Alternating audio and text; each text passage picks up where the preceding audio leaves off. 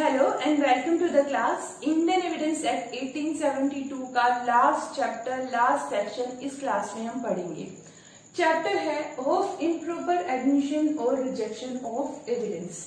Indian Evidence Act evidence, और इन्हीं evidence के ऊपर ही किसी भी केस का डिसीजन होता है, जजमेंट होता है।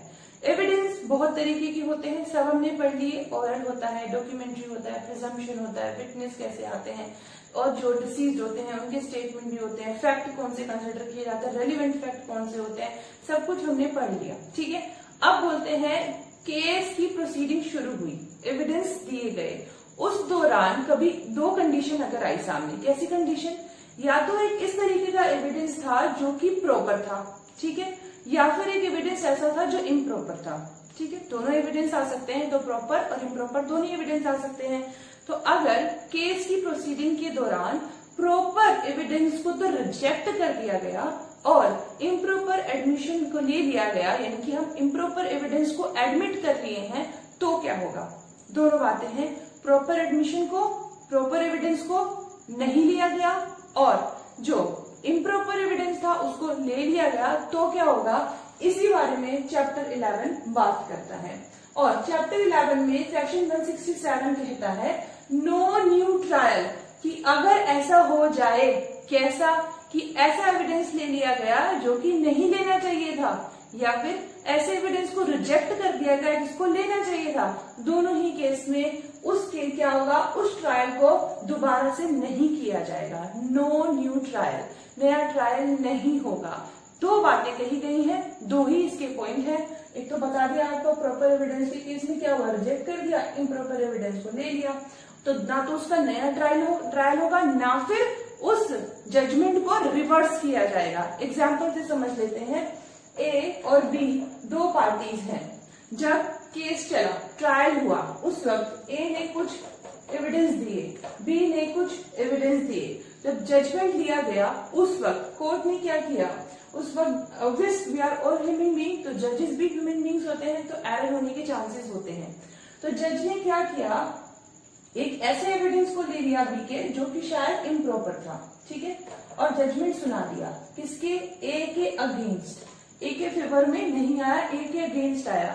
अब ए ये बोलता है आपने इस एविडेंस को कंसीडर किया जो कि इम्प्रॉपर था। अब क्या बोलेगा? ए बोलेगा जी नहीं, मैं स्वीकार ही नहीं करता जजमेंट को, क्योंकि आपने इम्प्रॉपर एडमिशन ले लिया।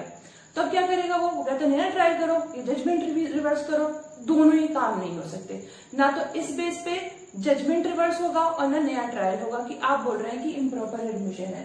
या फिर दूसरा केस, ए बोले मेरा तो एक प्रॉपर एडमिशन एविडेंस था, वो आपने लिया नहीं और जजमेंट सुना दिया और मेरे फेवर में नहीं हुआ, यानी कि इस एविडेंस को अगर आप ले लेते तो शायद फेवर में आ जाता, शायद आ जाता, पूरी चीज नहीं है कि आ ही जाता। इस एविडेंस बहुत इंपॉर्टेंट था, इतना इंपॉर्टेंट था कि जजमेंट जो था बिल्कुल पलट ही सकता था। तो इसमें कह रहे हैं कि ना तो नया ट्रायल होगा और ना ही जजमेंट को रिवर्स किया जाएगा। और इसी सेक्शन में, सेक्शन 167 में आगे एक और बात की गई, वो प्रोवाइजो नहीं है, बात ऐसे ही लिखी गई है क्या?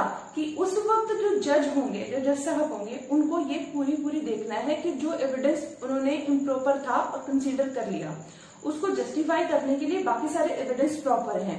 इन्हें जजमेंट लेते हुए अगर एक एविडेंस जो इम्प्रॉपर था वो कंसीडर किया गया, तो उसके होने न होने से कोई फर्क नहीं पड़ रहा, क्योंकि बाकी सारे एविडेंस जो है वो इतने सॉलिड हैं कि वो जो जजमेंट लिया गया है वो उसको क्या करते हैं, वो उसको जस्टिफाई करने के लिए काफी है, तो ये सेक्शन एप्लीकेबल होता है। दूसरी बात कह रहे हैं कि जो एविडेंस रिजेक्ट किया गया, एविडेंस रिजेक्ट किया हुआ प्रॉपर था, लेकिन अगर वो लिया जाता, क्योंकि उसको हम रिजेक्ट कर दिया था, है ना, लेकिन अगर वो ले लेते तो भी जो जजमेंट लिया है ना, वो कुछ भी उस पर फर्क नहीं पड़ने वाला। जैसे ए बोल रहा है कि आपने मेरे लिए एविडेंस नहीं लिया, अगर आप लेते तो शायद ये हो जाता। जजेस देखेंगे कि अगर ये एविडेंस लिया भी जाता ना, तो भी जो जजमेंट दिया गया है ए के अगेंस्ट, उस पर कोई फर्क नहीं पड़ने वाला था। तो ये सेक्शन यहाँ पर एप्लीकेबल होता है। अच्छा, तो फिर क्या होगा? इसमें मतलब कुछ भी रेमेडी नहीं है, रेमेडी है, इसको अपील किया जा सकता है, अपीलेबल है ये सेक्शन 167 अपीलेबल है, अपील में जा सकता है। लेकिन वहां पर जब जो पार्टी है, जो भी लेके जा रही है अपील में, अपेलेंट है, अपेलेंट को ये साबित करना होगा कि ये जो बात कह रहा हूं कि आपने जो है एविडेंस इम्प्रॉपर जो है वो ले लिया या प्रॉपर को रिजेक्ट कर लिया, ऐसा केस में भी जो भी बात वो कह रहा है उसके साथ साथ ये भी कहना पड़ेगा कि there was a mockery of justice, न्याय के साथ मजाक हुआ है। अगर ये एविडेंस लिया गया हुआ है या नहीं लिया गया है, जो भी वो बता रहा है कि न्याय के साथ एक मजाक हुआ है, इस बात को प्रूफ करना पड़ेगा। जो जजमेंट दिया गया था उसको दिखाते हुए, जिसके लिए वो अपील कर रहा है, तो दो चीजें उसको वहां पे प्रूफ करनी पड़ेगी, एक अगर अपील में जाना है तो सेक्शन 167 के साथ में सीआरपीसी में सेक्शन 465 भी दिया गया है ऐसे ही, और सीपीसी में सेक्शन 99 भी ऐसा ही है। जो सीआरपीसी में सेक्शन 465 है वो भी यही बात कहता है कि अगर ओमिशन हो जाता है, मीन्स कुछ छूट जाता है, क्या छूट रहा है, कोई एविडेंस छूट रहा है, फिर या फिर कोई एररली कोई एविडेंस ले लिया जाता है, मतलब इस तरह की कुछ भी अगर होता है एरर, तो उस केस में उसको अपील किया जा सकता है। लेकिन वहां पे साबित करना पड़ेगा कि अपील किस बेस पे आ रही है कि जो जजमेंट है वो न्याय नहीं हुआ है, एक्चुअल न्याय नहीं हुआ है, जस्टिस जो है वो डिनाई हुआ है, इसकी वजह से इस जो हम कह रहे हैं प्रॉपर एडमिशन ले लिया या प्रॉपर को रिजेक्ट कर दिया, दोनों चीजें। सेक्शन 465 इतना कहता है और सेक्शन 99 सीपीसी का ये बोलता है कि अगर misgender of parties, non gender of parties के उनके होने से कोई डिसीजन रिवर्स हो जाता तो क्या होता। तो ये दोनों ही सेक्शन इसके साथ पढ़े जाएंगे, ये हमें ध्यान रखना है। और ये दोनों सेक्शन में ही इस चीज से रिलेटेड प्रोविजंस हैं, तो ये हमें साबित हो गया, ये इसमें प्रूफ हो गया कि यानी कि ये सेक्शन दोनों ही प्रोसीजर्स पे एप्लीकेबल होता है, चाहे सिविल हो चाहे फिर क्रिमिनल हो। केस तो पढ़ते हैं अब्दुल रहीम वर्सेस किंग एम्परर 1946।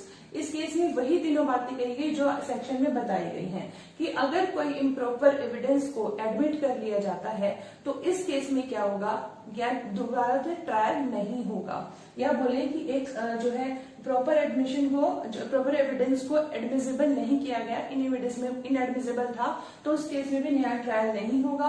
और दूसरा पॉइंट भी ही बोला गया कि जो जजमेंट लिया गया है उसको रिवर्स नहीं किया जाएगा। और तीसरी बात ये बोली कि जजमेंट लिया गया, बाकी सारे फैक्ट्स को, बहुत सारे एविडेंस को कंसीडर किया गया, उसमें से जो ये एविडेंस था इसका होना ना होना कोई फर्क नहीं डालता। तो ये इस केस में हेल्ड हुआ था। अब जो नेक्स्ट केस हमारे पास है स्टेट ऑफ मैसूर वर्सेस सांबनगिरा मिहा 1952 का केस। इसमें कर्नाटका हाईकोर्ट ने जो बात कही थी वो बहुत इंपॉर्टेंट है, मैं भी आपको बताऊंगी। ये डिसीजन बॉम्बे हाईकोर्ट का था और ये कर्नाटका हाईकोर्ट का। तो इसमें क्या कहा गया, इसमें ये बात की गई थी कि अगर, सुनते रहिएगा ध्यान से, पहला पॉइंट ये कहा गया कि अगर इम्प्रॉपर एविडेंस को एडमिट कर लिया जाता है, इम्प्रॉपर एविडेंस को एडमिसिबल किया जाता है, मतलब अगर ये होता है तो लेस इंजरियस है, जजमेंट के लिए वो कम खतरनाक है, और जो प्रॉपर एविडेंस है उसको रिजेक्ट किया जाता है तो वो ज्यादा खतरनाक है। समझ आई बात। अगर इम्प्रॉपर एडमिशन को लिया जाता है तो वो कम खतरनाक है as compare to proper evidence जिसको कि रिजेक्ट किया गया, उसके कंपैरिजन में। अब ऐसा क्यों, ऐसा इसलिए कह रहे हैं, देखिए आप एक बहुत एग्जाम्पल, छोटा सा एग्जाम्पल सुनिएगा। इसमें किसी ट्रेजर हंट होता है, ट्रेजर हंट में क्या हुआ, जब क्लू ढूंढते हैं तो उस क्लू को ढूंढते हुए अगर ढूंढते ढूंढते कोई गलती से कुछ ऐसी चीज उठा ली जो कि हमारे काम की नहीं थी, ठीक है, और उठा करके आगे बढ़ गए। अब बढ़ गए तो याद आया ये तो हमारी काम की नहीं, तो उसको वहीं पे ड्रॉप कर दो, आगे बढ़ो।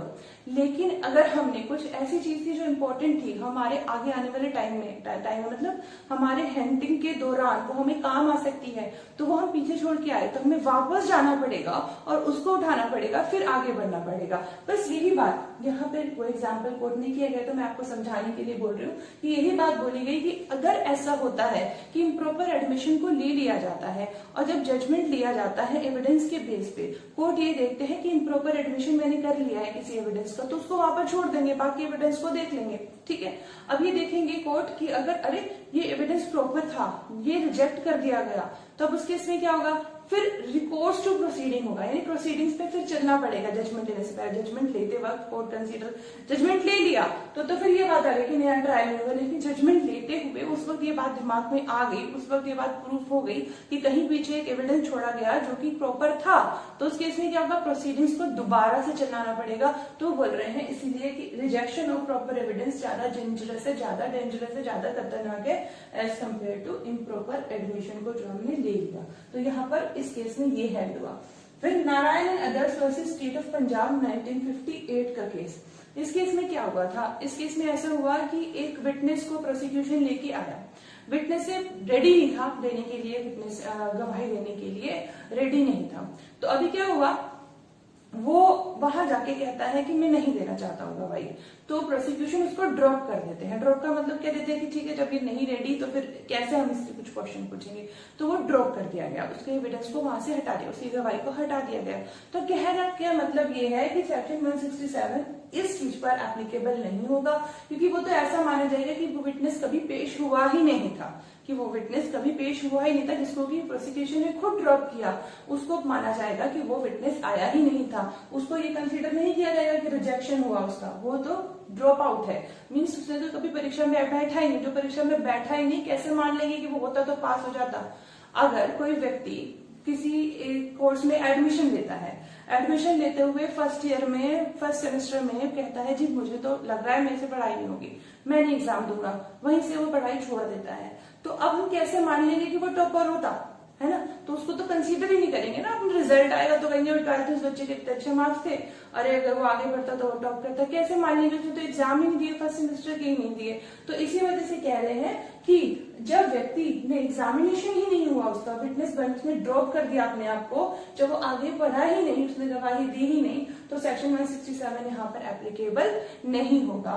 तो 3 केस लॉ सेक्शन 167, और मैंने आपको पहले ही कहा था कि ये इंपॉर्टेंट है, इसीलिए इसकी एक नई क्लास बनानी पड़ी मेरे को। कोई बात नहीं, it was a very good moment for me, like always. आप जब भी कुछ नया सीखने को मिलता है, आपको नया बोलने को मिलता है, तो अच्छा ही लगता है। तो मेरे लिए तो अच्छा एक्सपीरियंस रहा एविडेंस एक्ट आप सबके साथ शेयर करने का। होप आपके साथ भी एक अच्छा एक्सपीरियंस आपको मिला हो और आपको क्लासेस समझ आई हो। आगे हम CRP से स्टार्ट करेंगे, तो be there with me. Thanks a lot, thank you so much for watching.